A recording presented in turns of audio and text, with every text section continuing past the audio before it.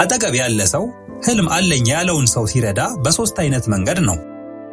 የመጀመሪያው ልጁ አቅም እንዳለው የሚረዳና የሚረዳ ነው። ሁለተኛው ደግሞ ልጁ አቅም እንዳለው የማይረዳ ነገር ግን ቤተሰብ ስለሆነ፣ ዘመድ ስለሆነ ወይ ደግሞ ጓደኛ ስለሆነ የሚረዳ ነው።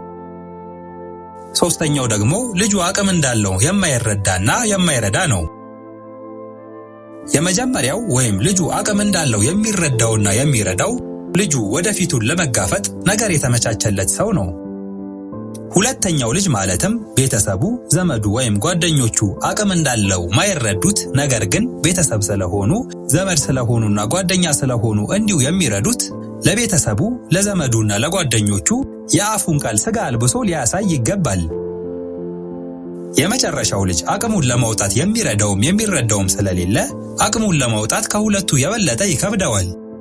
ይከብደዋል ማለት ግን ማሳካት አይችልም ማለት አይደለም። ሰው አጠገቡ የሚረዳውና የሚረዳው አለ ማለት ኃላፊነቱን ይወጣል ማለት አይደለም። ሰው ደግሞ አጠገቡ የሚረዳውና የሚረዳው የለም ማለትም ኃላፊነቱን አይወጣም ማለት አይደለም።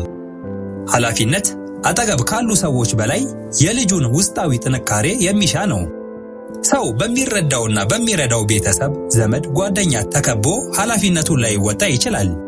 ሰው ደግሞ በማይረዳውና በማይረዳው ቤተሰብ፣ ዘመድ፣ ጓደኛ ተከቦ ኃላፊነቱን ሊወጣም ይችላል። ለዚህም ነው ኃላፊነት ረጂው ላይ ሳይሆን ተረጂው ላይ የሚያተኩረው። ለዚህም ነው ኃላፊነት ሰው ለብቻው የሚጓዘው ጉዞ ነው የተባለው። ኃላፊነቱን ሰው ካልተወጣ ምን ይፈጠራል? ሰው ኃላፊነቱን ካልተወጣ የሌላ ሰውን ኃላፊነት ይወጣል። ሰው ለራሱ መሆን ካቃተው ለሌላው ይሆን ዘንድ ሁኔታ ይገፋፋዋል።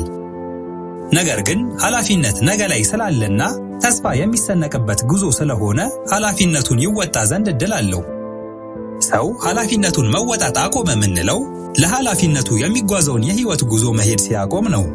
ኃላፊነት ጉዞ ነው። ሰው ቀስ እያለ የሚጓዘው በአንድ ቀን ማይረዳው የህይወት መንገድ ነው።